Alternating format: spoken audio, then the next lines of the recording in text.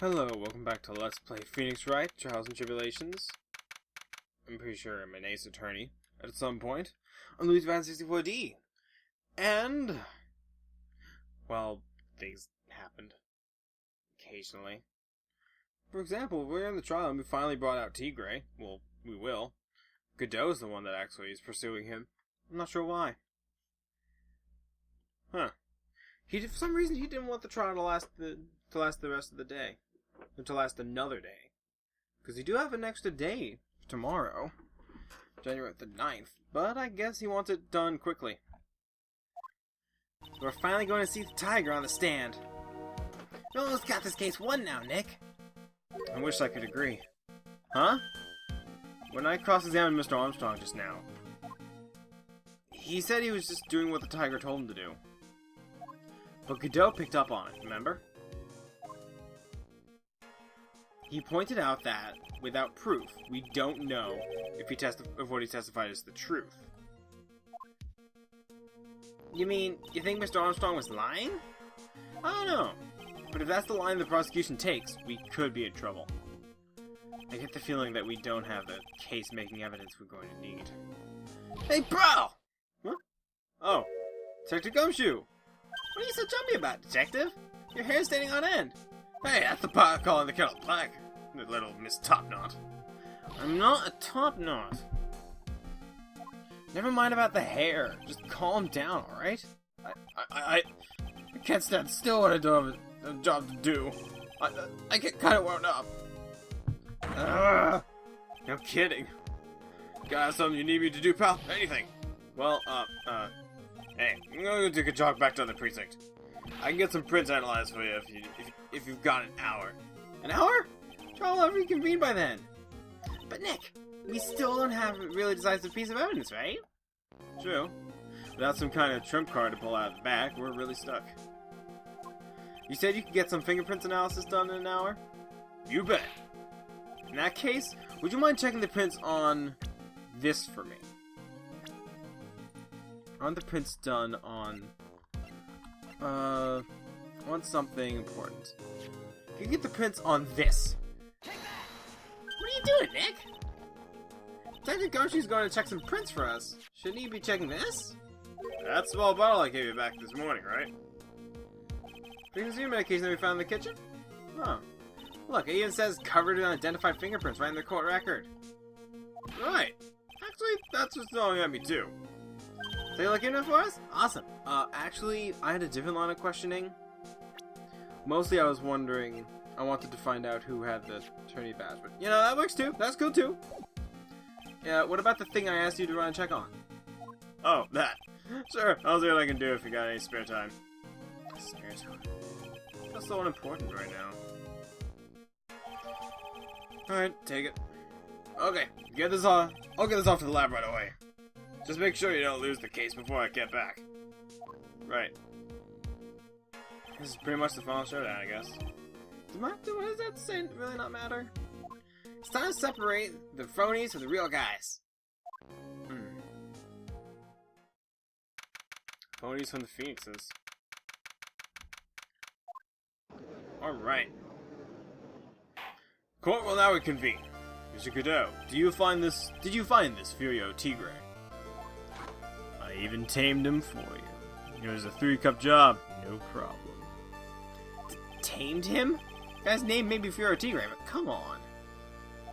He's pretty lively. Be careful, he still bites.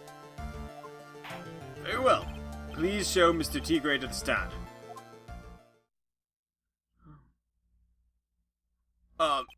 Witness, please state your name and occupation for the... Don't hide under the table, Maya. There's room for me down there, too. Would you mind? What'd you say to me? Nothing. Is it honest? Well, I guess that fear would induce a bad broken accent out of the judge. I got business to take care of, you hear me? So who the heck called me into this hole? Was it you, Spiky? No, of course not. It was the judge. Your Honor.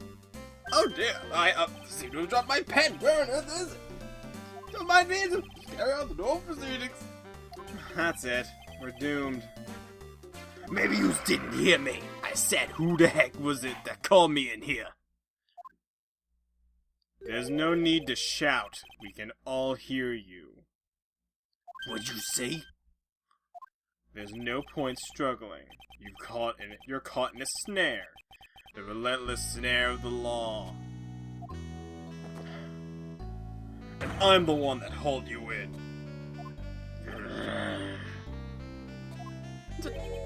Too cool. Don't let him get the berry in it.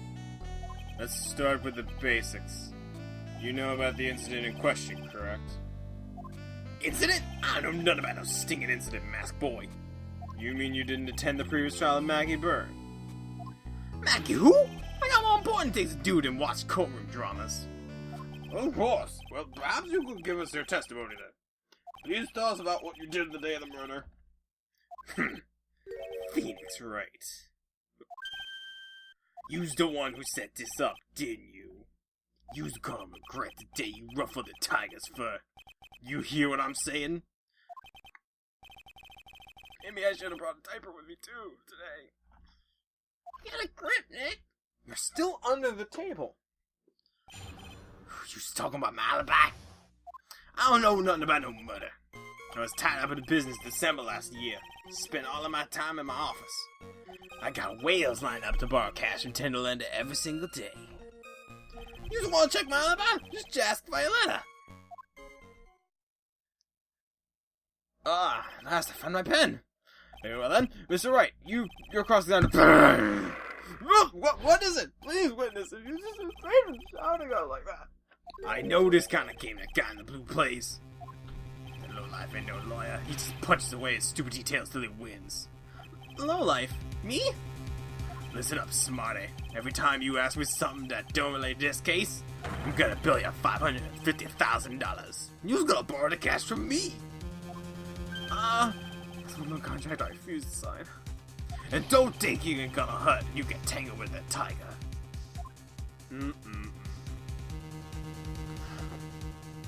Huh.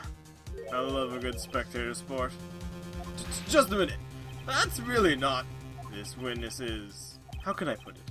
A hungry-tongued tiger roaming in the urban jungle. You get on his bad side and he'll bite one's head off. Yours too. Very well. I have no choice but to impose a penalty system here. You better be listening. I said I got business to take care of. Big business. If I don't split now, I ain't gonna catch my bus. The court will impose a penalty for every irrelevant pressing of witness testimony. Keep that in mind as you begin your cross-examination, Mr. Wright. Yes, Your Honor. You can do it, Nick! Come out from under there already, would you, Maya? Gotta find a one hole. I know nothing about no murder. I was tied up in business in December last year. Spent all of my time in my office. I got whales lined up to borrow cash from Tenderland every single day. You want to check my alibi? Come on, just ask for a letter. Just think, all you have to do is press them on something irrelevant and bam! $50,000. Get real, Maya. How about you pay back the money you owe then? Your allowance will cover it. Hey, I'm no idiot, you know. Well, I'm certainly not the one who thought of $50,000 as free money. Anyway, I need to work this guy without pressing his testimony too hard. But his testimony is pretty solid as it is. I admit if nothing jumps out at me as a contradiction. But I've got to find an opening somewhere. Or I need to make one. Well, let's see. Yes, he does. Sure, pass it off to someone else. But here's where it gets a little tricky. Let's try this one.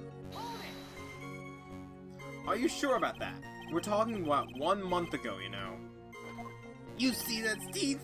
See how sharp that's how sharp my secretary is. Sharp? Is he talking about Viola Cadaveri? She writes everything in my scheduler. December. Mainly in the office, that's what it says. So that's what I was. That seems like a rather sketchy schedule. There we he goes again. What the tiger did all December isn't the issue. What's important is what he was doing on the day of the murder. So what now? Mr. Tiger, what do you want? If you wouldn't mind going into a bit more detail. Objection! This is a dead end, Wright, and you know it. Remember the rules. Objection! No! It's essential that we establish the witness's alibi accurately. I agree. The victim was killed on December 3rd. Where were you in the office that day too? Maybe yous ain't listening. Of course I was. I never stepped foot outside. I had a meeting all day with a bunch of cats wanting to do business with me. I ain't never seen that young kid before.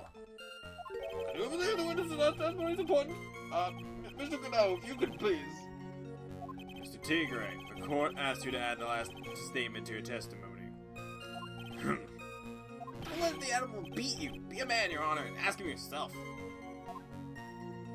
The day you was talking about, I was in the office too. I never saw that kid before. Are you even real? Are you sure about that? Because I can prove that you weren't. Mr. Tigre, you claim you didn't know Mr. Glenn Elg. But it appears that Mr. Elg knew you. What? Mr. Elg left his little note on his calendar. Meet with the tiger, dated December 3rd. December 3rd? That's the day of the murder.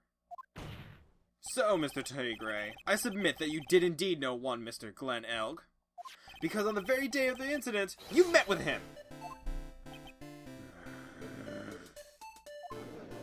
Wow, his stance. Not bad. You's actually not bad. Sorry? I was just messing with yous to see how good you were. Did you hear that, Nick? He said you were not mad. That's no one compliment I can do without. Plus, he's lying through his teeth. Witness, please remember that you're under oath. Lies will not be tolerated. Who's calling me a liar? Is that what you're doing? So you saying that your claim to have never seen that kid before is the truth? I said I'm dead serious. You better believe that's the truth. Huh. Then I'd say that gives me time to enjoy another cup of pure black magic. That is, while you testify for the court again, Mr. Tigre. Oh, yes. Would you mind indulging the court witness? You never actually met the victim? It's gotta be a lie right there. It's time I nailed this guy. The victim? I ain't no liar. I never met Glenn Elg. There was some lame guy who was the name, though, wanted to borrow cash from me. I set up a meeting with a guy in my office, tender lender. I waited around for him, but he ain't never showed. I ain't even been to that Très Bien joint. You was here? Oh. I see. That all seems perfectly logical. You had arranged to meet with the victim, but he didn't show up. I heard it's pretty hard to keep appointments when you're dead. Very well. You may begin your cross-examination, Mr. Wright. Yes, Your Honor. Didn't I tell you I got a big deal going down today? I ain't gonna make my bus now. I'm gonna have to take the express train. That bill's going straight to you, Wright.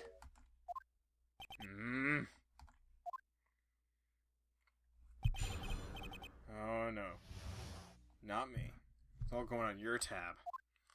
I ain't no lie, I never met Glenn Elg. There was some lame guy with that name, though. Wanted to borrow cash from me.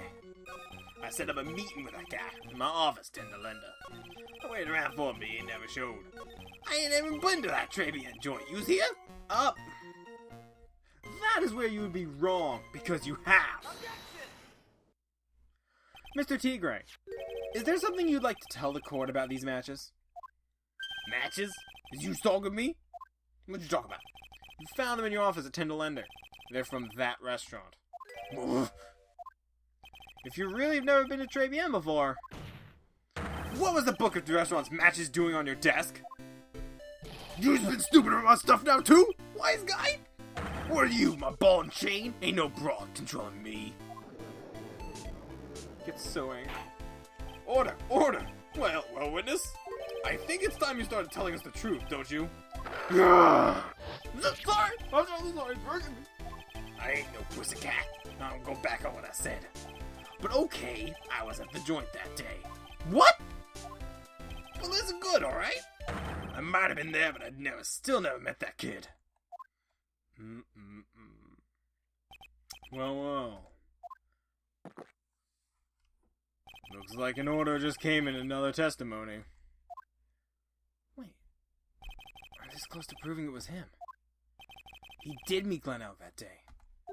And he did put poison in the coffee. He must have. Why's Godot helping me? That's weird. I was supposed to meet with a kid at the restaurant that afternoon. When I opened the door to the joint, I saw one overseas. The kid was lying at the table, stiff as concrete.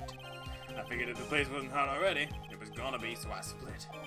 I heard the cop sirens on my way out, and I went straight back to my office. I see. You didn't actually meet with him in the end. Huh. Well, Mr. Wright, your cross-examination, please. Yes, Your Honor. Hold it! If I wait around any longer, I wouldn't even go and make the normal express. No more stupid questions! No problem. Anytime Tri presses you on something irrelevant, I'll see he pays a penalty. Mr. Godot, that's my job! Your job is to slam that little hammer of yours and call a guilty verdict. So do it. Yes, sir. Special express ain't cheap, right? Just so you know, since you's paying. Oh, man. Doesn't the rule of law mean anything around here? Let's try this again. I was supposed to meet with that kid at the restaurant that afternoon. When I opened the door to the joint, I was one of the scene. The guy was laid out all over the table, stiff as concrete. Here's a problem with that, though. There's a big problem with that. Let us all look back at the floor plans. How could you have seen that? You're something of a loan-collecting pro, aren't you, Mr. Tigre? No one escapes the tiger's clutches. Well, I'm something of a lie-detecting pro. And no one escapes the Phoenix's clutches. I think it's time we got something straight. What's this, Troy? A new line of irrelevant questioning? These are the floor plans at the crime scene. You say you were standing at the entrance, Mr. Tigre. From there, your field of vision would have been covered in an area something like this. Indeed, the witness would have had a clear view of the victim's seat. Isn't that what I just said? I saw the back of the kid's head. Unfortunately for you, that's not possible. The court would think back. You'll remember that between each of the tables is a tall partition. What? That's true. Now look at the plans again, and the truth is painfully obvious. From the entrance, the field of vision of any customer walking in ends here.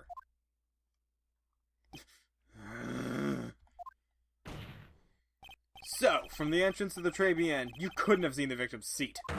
But you did see the victim that day because you met with him. Objection. Wrong. If you've forgotten the old man's testimony yesterday, the victim was alone at his table.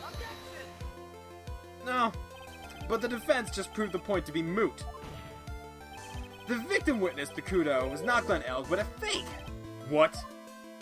In order to have Mr. Kudo falsely testify, the real killer posed as the victim so he could be killed and acted as a charade. That will do. This trial has gone on long enough without the obvious question being answered. Who exactly was the real killer who impersonated the victim? You say the killer murdered Glen Elk, and then impersonated his victim in the performance of Victor Kudo. In that case, Mr. Wright, reveal the identity of this criminal to the court. It is Furio Tigre. Obviously, the killer was Furio Tigre. No one else could have done it. What? Well, witness? Now that's cute. You think you could pin this on the tiger? Maybe you don't understand. The tiger is king of the jungle. So you dare to say it again? Come on, you've got the guts. You can't threaten me, Mr. Tigre. It's the defense. Go on, tell him the witness, Mr. Wright. Mr. Wright! Sounds to me like it must be you, old man. You've got the guts, I'll give you that. Mr. Wright, don't leave me there alone. Fun. Perhaps I could end this embarrassment. Mr. Godot. Let's go. Just go back over Mr. Kudo's testimony once more. The old man just didn't see the victim. Oh, no. The servant girl brought them a Javachino. He put something in it. There's no question about it. He suspiciously put some white powder in there.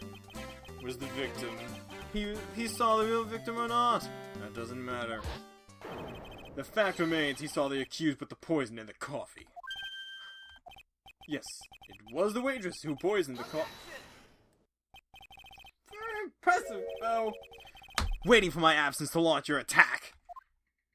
Huh. Find your pen at last, Wright. It was in my pocket. But anyway, Mr. Godot witnessed two people that day. He saw the victim, the supposed Mr. Glenelg, and the waitress from behind. Yes, your point, Mr. Wright. I think the conclusion is obvious. If this Glenelg was really the killer in disguise, then surely it's possible the waitress was also part of the show. What? You mean the waitress was an imposter as well? The defendant, Miss Bird, fell unconscious immediately after the incident. And someone used her fainting to hatch an elaborate plan to pin the murder on her. Who on earth was it? Who was this waitress that Mr. Kudo witnessed? That waitress was none other than Viola Cadaverini. Who is this woman? Her name is Viola Cadaverini. She's an employee of Tenderlander. You's making a big mistake. Do you know who Viola's grandfather is? You's better be going home in an armored truck tonight, if you know what I mean. Stop shaking, Nick. Where was I? Yes, the defendant, Miss Bird, was stated in the following. Well, when I took the coffee off the victim's table, it's true that there was another customer in the restaurant. She was sort of creepy. She had kind of a cackling laugh.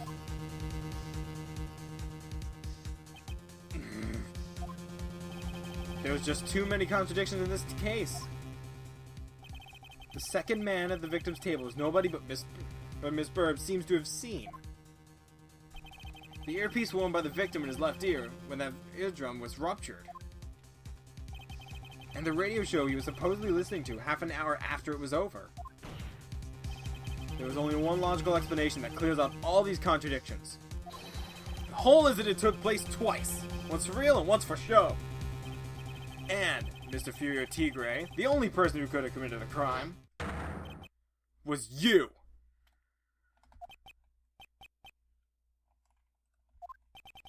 Witness? What have you got to say? That's cute. Sorry? You's alright.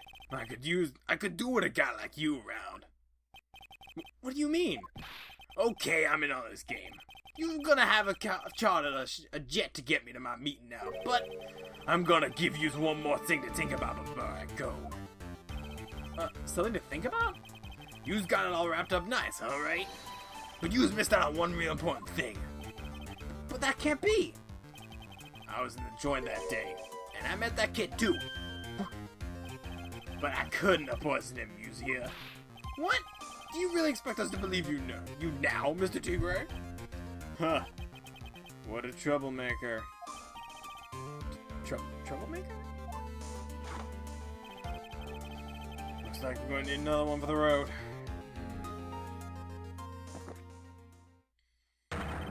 One more steaming cup of hot testimony. Indeed. Witness, you will explain yourself to the court. You will give one more chance to testify.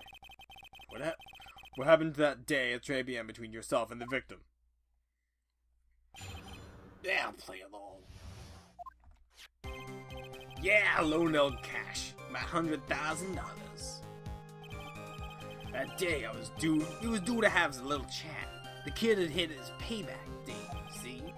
So anyway, he tells me he's got no way to pay up. I'm about to flatten the guy when he starts screaming. Yes, I won $500,000. Got lucky, you know. Really lucky. If that waitress hadn't done what she done, everything would have been over. Now, I see that the principal amount you loaned to Mr. Elk was $50,000. Yeah, well, you've got to take the account. Interest builds up fast, you know. That's faster than fast. $100,000 is twice his principal. The repayment deadline was December 3rd, the day of the incident in question. Yeah, he was one lucky kid. He got that $500,000 just in time, so I ain't had no reason to kill the kid. And if I ain't got no motive, you ain't got no case. His motive? Huh. He has to have one, but what is it? Huh. Yeah, I loaned no cash, $100,000. That day was his due. The day we was due to have a little chat. The kid had to hit a payback date, see? So anyway, he tells me he's got no way to pay up. So it's flattened the guy when he starts screaming. Yes, I won $500,000. He's got lucky, you know, really lucky. If Rachel hadn't done what she done, everything would have been over. So the tiger was meeting Glenn Elk to get his money back. Mr. Elk had just given him a lottery ticket. Would have been the end of it. Yeah, so what was the tiger's motive? This is just a big one. If Al managed to undermine this testimony, it's all over for us. Why would he have poisoned Mr. Elk? And why did he loan him the money in the first place, when he knew he couldn't repay him?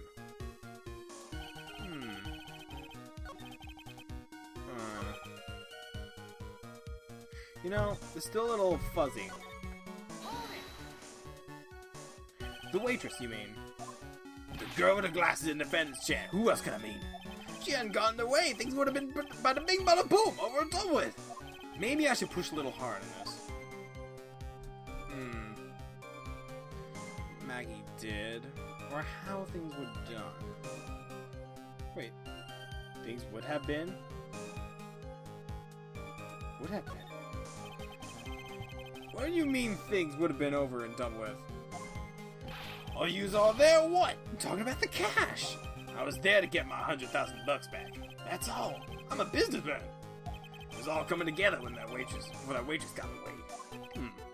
As far as I can tell, the witness's testimony, other than recouping his loan, Mr. Tigre had no motive for killing the victim. Witness, you will amend your testimony to reflect what you just said. The tiger's motive, huh? I was after the $100,000, but I didn't have other reason to kill the guy.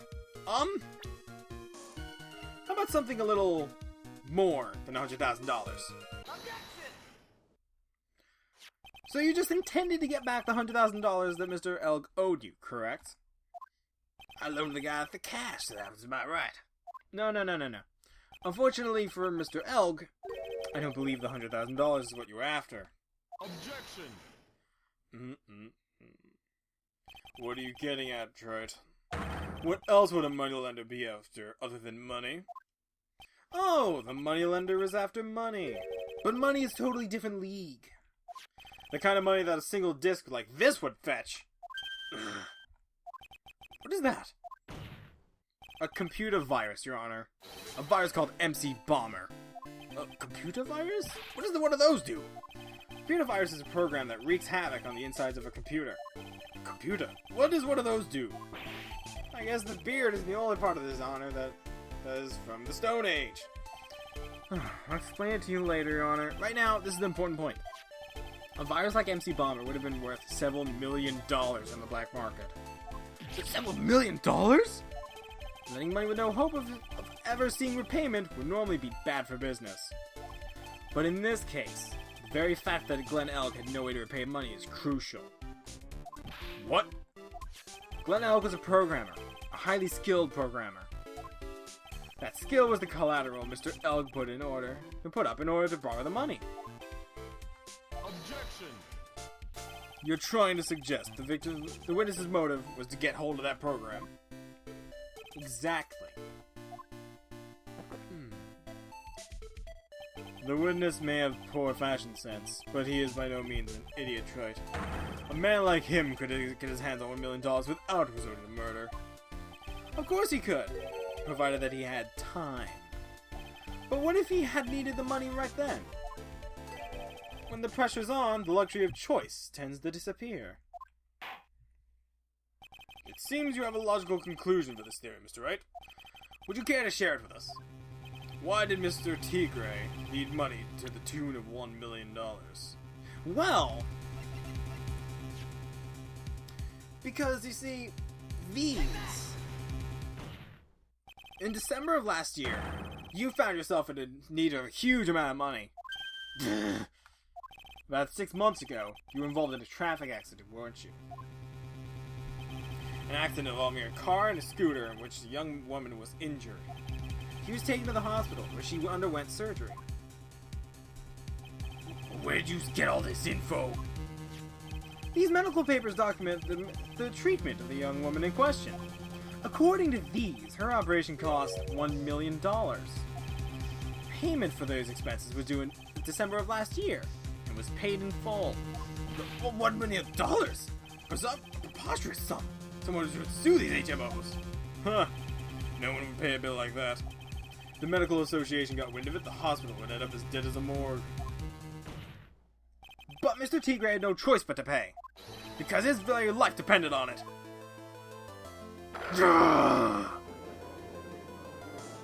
Yes, I got him! Order! Order! Order! You say his life depended on it, Mr. Wright? Indeed it did, simply because the injured woman was none other than Viola Cadaverini. Did you say Cadaverini?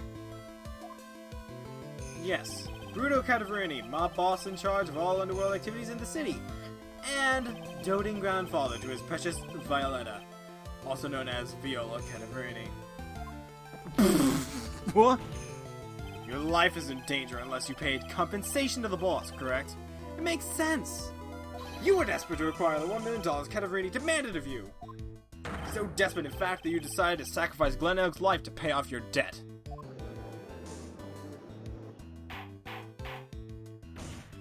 On the day of the murder, Mr. Tigre's sole intention was to get his hands on this CD. Glen Elk had no way of paying back the $100,000, and Mr. Tigre knew it. But then a miracle happened. The kind that Mr. Tigre would prefer to say never happened, but he can't, neither can I. The lottery win? Exactly. At the 11th hour, Mr. Elk won $500,000 in a lottery, which left Mr. Tigre with no way of getting his hands on that all-important CD. At least, no legitimate way.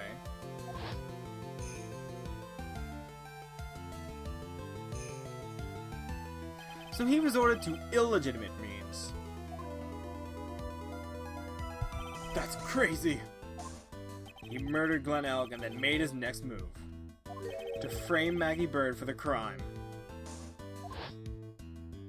Mr. Tigre posed as Glen Elk,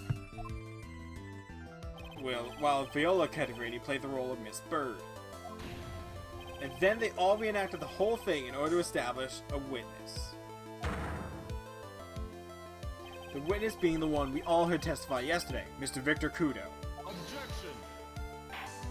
Like I said, Wright, that's crazy. No one could pull off a stunt like that. For starters, there's no way the chef could have kept out of it. But Mr. Armstrong knew all about it. Have you forgotten already, Mr. Goodell? Mr. Armstrong owed the witness money too. $500,000, in fact. He had no choice but to go along with Mr. Tigre's plan.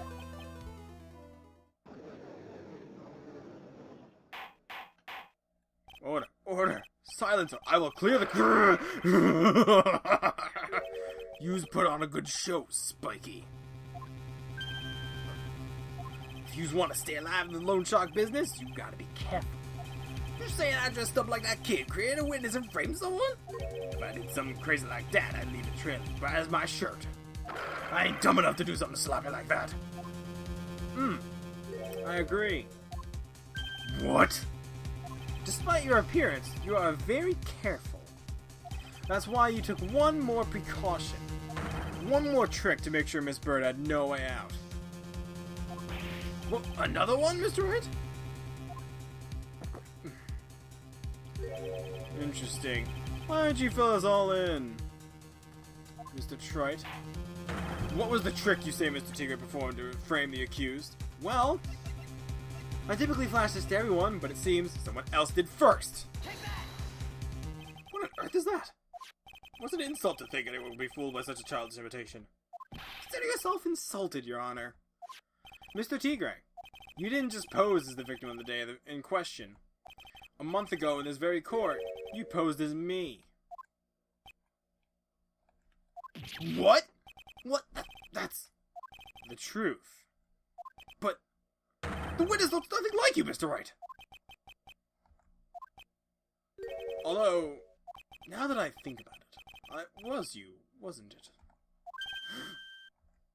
No doubt about it, it was you, standing in there, this very court, in a mere month ago. You're Phoenix Wright who put up the most disreputable, shabby defense I've ever seen. Objection!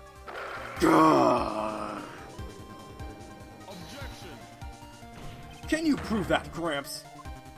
Prove that this attorney was represented and accused here a month ago with this man. Are you prepared to take the stand and testify that it was him? Hey. Forget about it, yeah? Huh? I wouldn't do something like that. Not me. You made a mistake, right? It was someone else, right? What? Have you no pride, sir? Objection! This isn't a matter of pride. In case you didn't know, Trite, here in court we deal with people's lives. Mr. Godot was right. Your Honor! Speaking for myself, I'm absolutely convinced.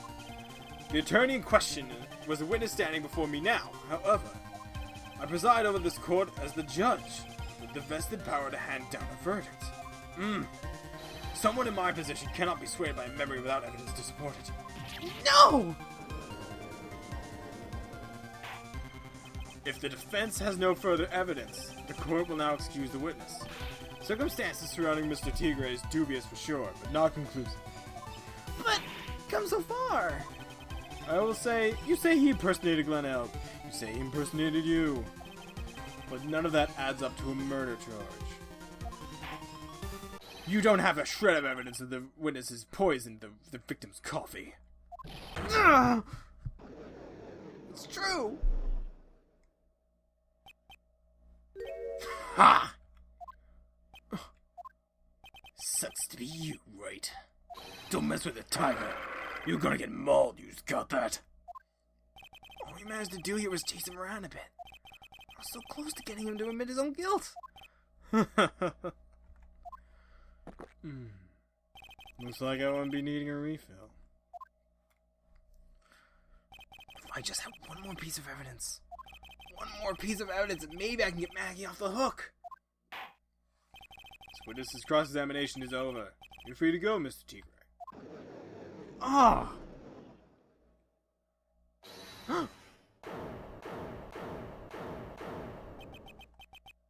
Your Honor, sir. Wait! Detective! Detective Gumshoe! Sorry if it took so long, pal. I staked everything on this. My badge, the works. So here it is. My heart's counting on this too. What is it, Detective? This isn't obvious, pal. It's the final decisive piece of evidence. What?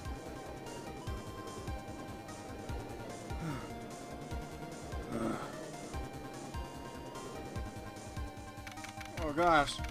Just made it. Sorry it took so long, pal, but I finally got the results from the lab. Results? About the prints, pal, for the medicine bottle. Oh, so, do you know whose the prints belong to now? Do you think I'm some kind of hack detective? Of course I know. So, tell us. They're from they're tigers, right? I knew it.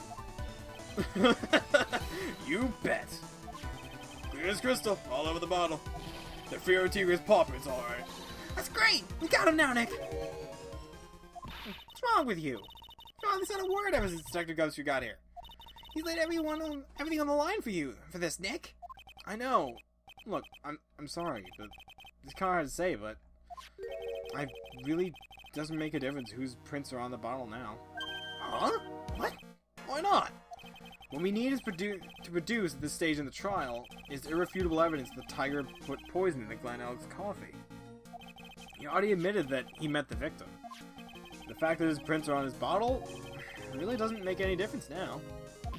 I knew it. Great. No matter how hard I try, I'm never of any use. Hey, don't be so hard on yourself. This is the last chance to help Maggie. I've been working on some useless piece of evidence the whole time. It's alright. I'm a real loser. It's not even breaking news to me, pal. Detective Gumshoe? Hey! You've been working on something for me? Sorry I let you down, Maggie. I know you didn't do it. I'm a detective. I'm supposed to be able to prove stuff like that. I'm really sorry! I'll get out of here now. Detective Gumshoe! Wait! He's gone. Isn't there anything we could do now, Nick? I wish there was. Gumshoe worked so hard on that to get that evidence. If only there was some way we could use it. We've come this far, but is this really all we can do? What do I even say when I go back to the trial? Ooh.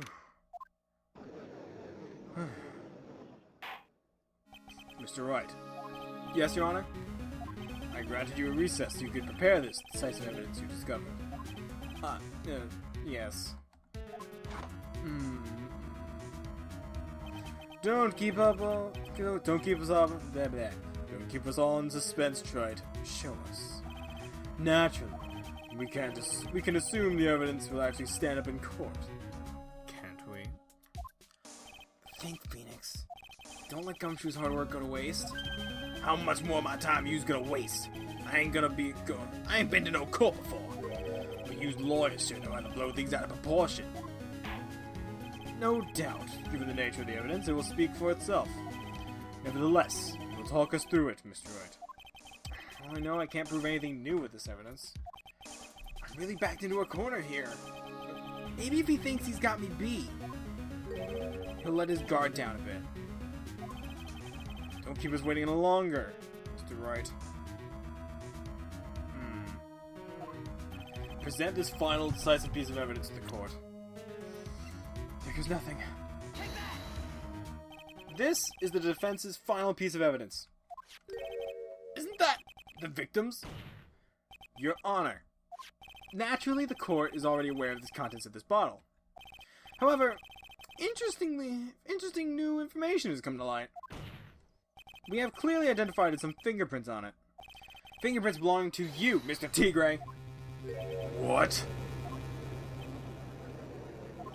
But Mr. Wright, what conclusion are you hoping to draw from this new information? Everyone in here knows what the bottle contains, except one man. The person in this courtroom should theoretically be in the dark. My prints are on that pansy-looking bottle? Is that what you're saying? Well, what the heck's in it anyway? Well, a phony trial, a phony lawyer, and phony clues. Everything about this case has been phony. Seems like the perfect excuse for some phony evidence.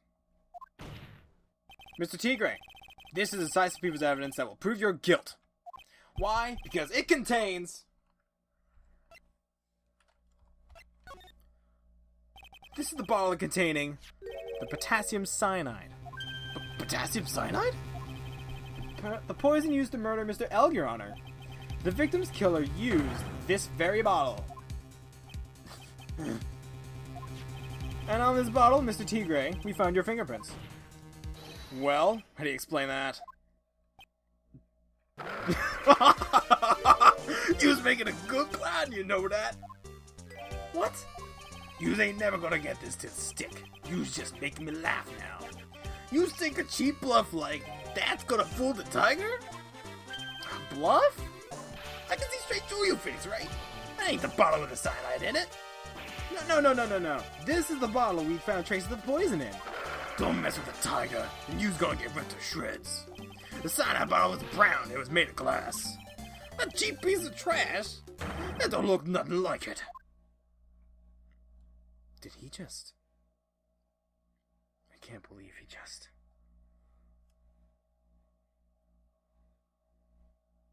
He really did it.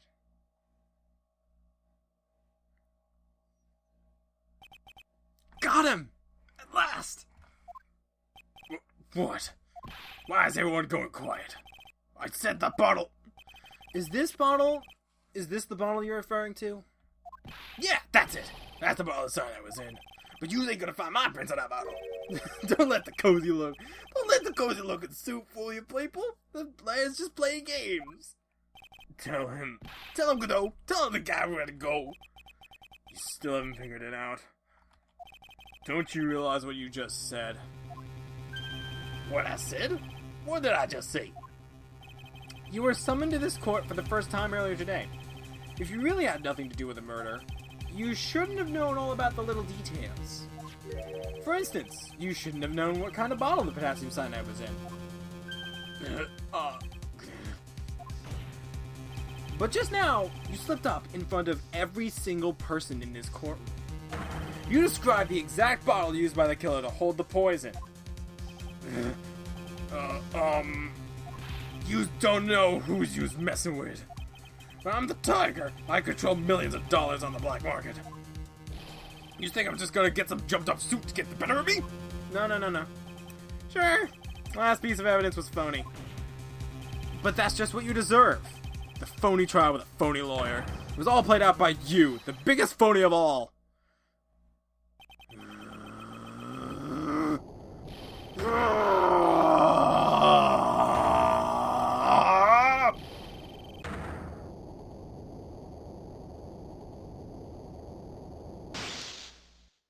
Got him.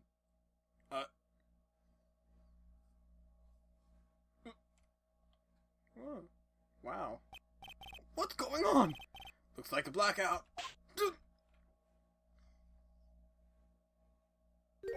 Well done, Wright.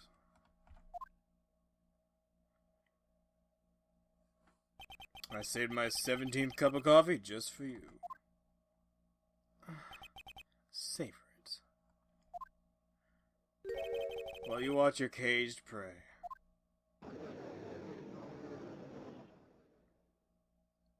Well, that was bittersweet.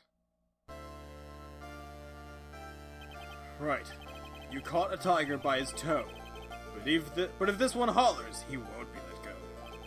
The prosecution will be sure to take care of Mr. Tiger, won't you, Mr. Godot? He is being arrested on suspicion of the murder of Glenn L., Your Honor. Fortunately for us, we managed to rectify a very grave error. Miss Bird is found guilty in absence of a genuine defense attorney. Yes, she was. And in the absence of genuine evidence. But the tiger made one mistake. Indeed. He very nearly got away with everything if it wasn't for the one slip of the tongue. Furio Tigre is a truly frightening criminal. If the truly frightening one is the defense attorney over there. Godot. Well, I am now in the position to deliver my verdict. This court finds the defendant, Maggie Bird, not guilty.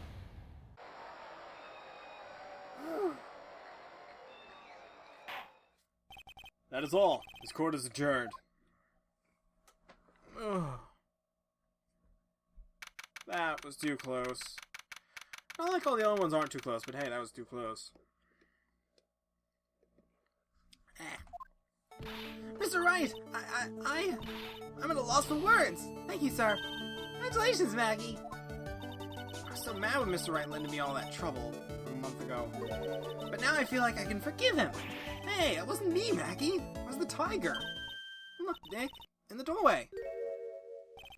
Detective Gumshoe. Oh, I guess I'll leave nothing. See you around, pal. Wait!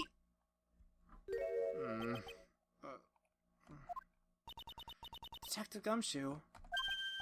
Oh yeah. Congratulations, Maggie. Thanks.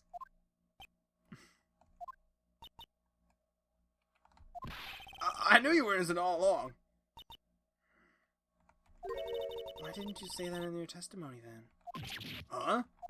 Oh, well, I was... well, I guess I'll be heading off then. See you around.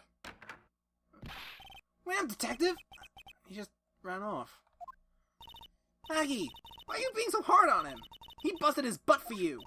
It's thanks to him that we got the medication bottle. It wasn't even any use! But it's only because Mr. Wright used it so cleverly. Detective Gumshoe was just running around in circles. Poor guy. Looks like she still isn't ready to forgive him. Can you put on a good word for him, Nick? Yeah, that's right. I should help Gumshoe out. It's clear he needs it. Mackie, you know, Detective Gumshoe's been really worried about you throughout all this. I'm glad to believe that, sir. But on the first day of the trial, he practically gave the judge a free pass to lock me up. He didn't have any choice, Maggie. He's a detective. He has to report the facts. He doubted me, that's why. Thought he might have done it. I gotta prove to her that Gumshoe really cares about her. I know. Give her a little present to celebrate her freedom. She could use a nice meal. Made with love. And weenies. Take that! Here you are. A present to celebrate your freedom. That's... A present from Detective Gumshoe. Made with a ton of love. He said you lost weight and he was worried about you. Detective Gumshoe... I actually really like weenies, you know. Did you guys hear that? Pretty hungry myself, you know. Yeah, trial dragged on a bit today, didn't it? Is it okay if I eat this now? Sure. So, how's it, Maggie? It's really good.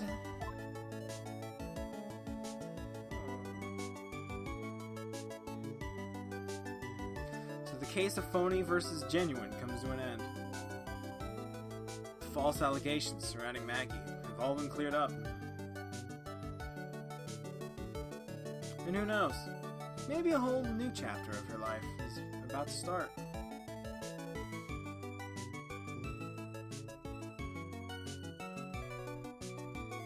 He's rooting for you both.